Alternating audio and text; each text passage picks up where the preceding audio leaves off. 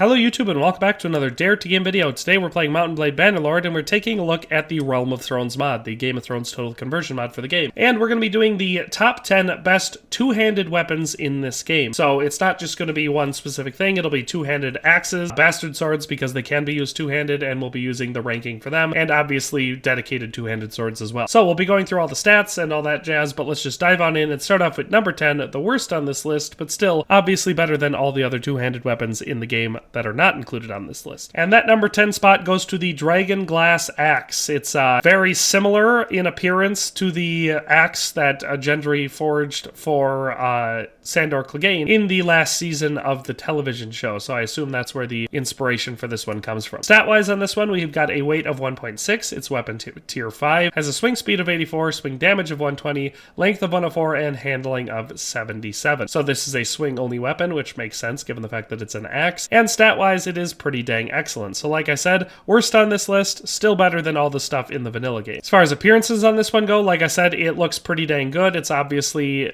basically the spitting image of the one from the TV show, so they did a great job working that into here. If you want to be a character that uses two-handed weapons, obviously this is a great option, and out of all of the unique weapons added to the mod, added to the game through the mod, this one is the only real iconic giant two-handed axe. Yeah, like I said, that is number 10, the Dragonglass axe. Alright, so at number 9, we have the Sledgehammer. I'm not sure where this one comes from in the lore of the series. I think it might be the weapon that Gendry makes for himself, and we see him take beyond the wall, or at least that's what they're going for, but the shape is obviously quite a bit different. Either way, it is still a large two-handed weapon. For some reason, instead of making it a great mace like they could have, because that exists in the game, they decided to keep it in the category of two-handed axes, so that's what it's classed as. We have a weight of 1.2, it is a tier 6 weapon, we have a swing speed of 86, swing damage of 148, and a length of 120 and a handling of 74, so obviously pretty great stats. As for appearances, again, pretty dang good. I like it a lot. It looks like, I mean, kind of like a war pick almost, but it's got the big old hammer on the front and then the more spiky blade part on the back, which would be great for penetrating plate armor.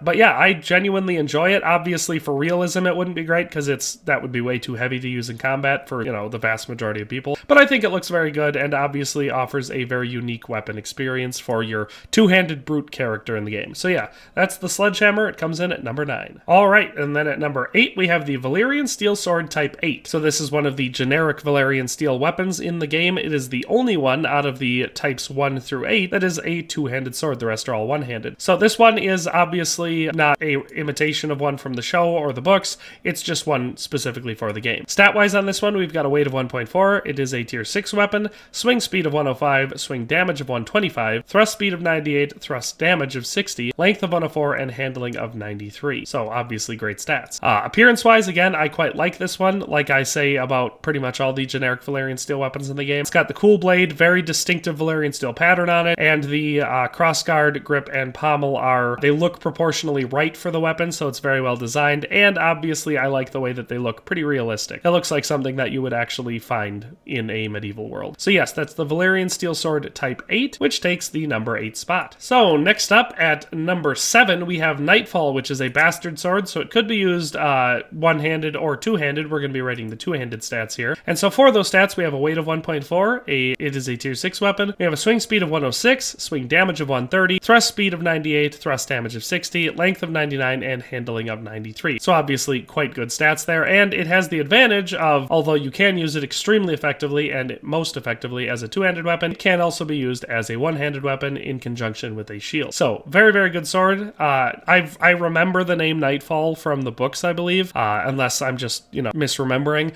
but I don't remember who had it. So it's an iconic Valyrian steel weapon from the books, but I just don't remember whose it was. So yeah, appearances-wise, this one's interesting. I like it and don't like it. I like the nice, long, narrow blade. That looks very nice. And the grip and the pommel are quite nice as well. I think the crossguard just is a little bit overdone. I'm sure it's based on source material, and that's why it looks like that. But for me, it's just a bit much. Other than that, pretty dang good weapon, obviously. Stat-wise, it's quite good. But yes, that's NIGHTFALL, which takes the number 7 spot. All right, next up at number 6, we've got got Dawn, another bastard sword. So obviously it's going to be great for multiple different uses, but we're going to be looking at the two-handed stats today. And so for those stats, we have a weight of 1.3. It's a tier 6 weapon, swing speed of 106, swing damage of 130, thrust speed of 100, thrust damage of 60, length of 107, handling of 93. So obviously pretty dang great stats all across the board. And obviously this sword is the not ancestral sword of House Dane, but the recurring reward sword for the Sword of the Morning. So basically the best swordsman in the family. Like, you have to reach a certain skill level before you're allowed to take it. It's not like other ancestral swords where you just get it for like being the oldest son or something. This is the one that was wielded by Sir Arthur Dane at the Tower of Joy, for example. So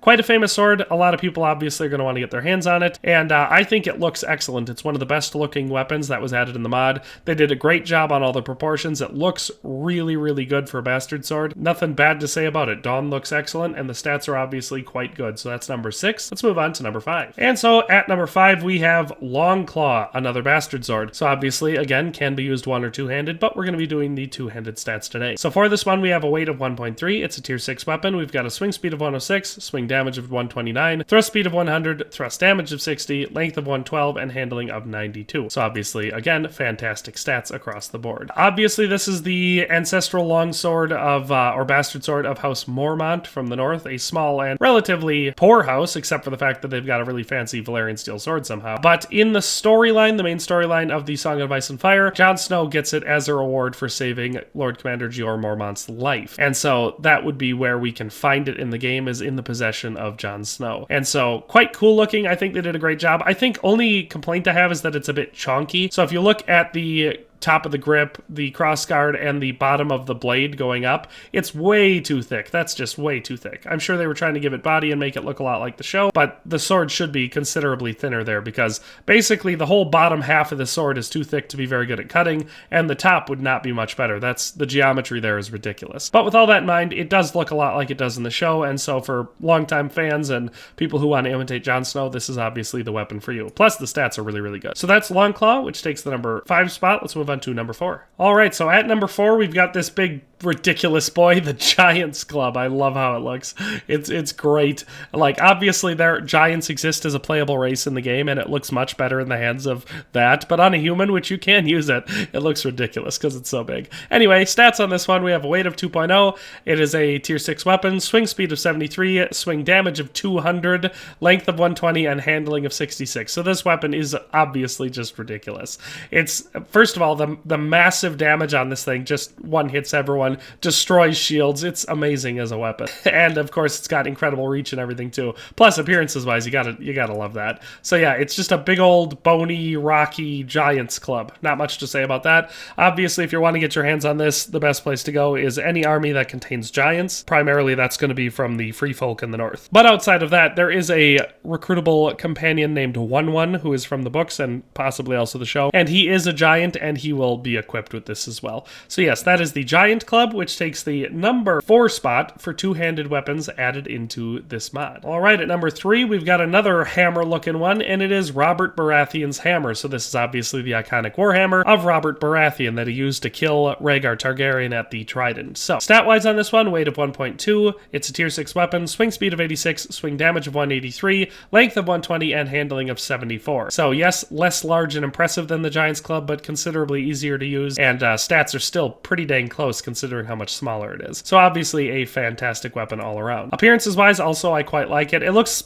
I mean, basically all the rest of the parts are the same as the sledgehammer, it just has the unique top. That matches the style of what we see. I want to say it's in the show because basically every time you look up this Robert Baratheon's hammer, everyone's got the style of the head of it looking basically identical to that. But yeah, that is the number 3 spot on this list, Robert Baratheon's hammer. Let's move on to number 2. And so at number 2, we have another bastard sword, Gregor Clegane's sword. And now for most normal sized people, this would not be a bastard sword, but given the fact that he can use it one-handed, I'm sure that's why it was classed this way. I would say it would have been more appropriate to make it a two-handed sword. So we'll go with the two-handed stats, and the weight is 1.7, weapon tier 6, swing speed of 96, swing damage of 161, thrust speed of 95, thrust damage of 61, length of 127, handling of 86. So obviously pretty great stats across the board, which makes sense considering I put it at number 2. Appearance-wise, I think it looks great. It looks like a real two-handed sword, so nothing too fantasy or over the top about it. And obviously it also looks quite a bit like the sword that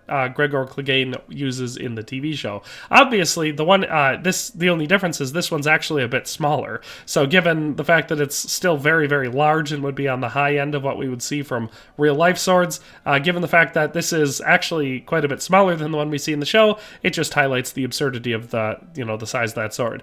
But obviously, for a sword that has stats as good as this one and looks as good as it, hard to beat it, but we have one sword that does. And of course, at number 1, you had to know it was coming, we have Ice, the ancestral two-handed greatsword of House Stark. This one is just phenomenal stat-wise. So you can see we have a weight of 1.7. It is a tier 6 weapon, swing speed of 87, swing damage of 180, thrust speed of 94, thrust damage of 60, length of 150, so a crazy long length there, and a handling of 76, which is pretty good considering the size of this bad boy. I think appearance-wise, they did a real good job with it. It looks basically exactly like the one from the show.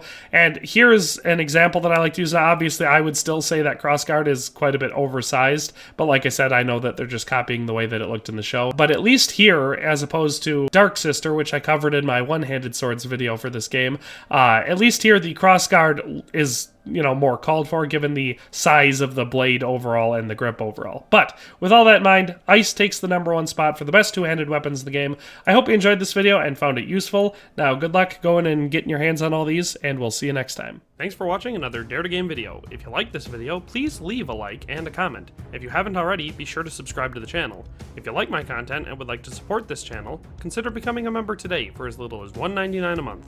It makes a huge difference. But in any case, thanks for watching and have a nice day. I'll see you next time.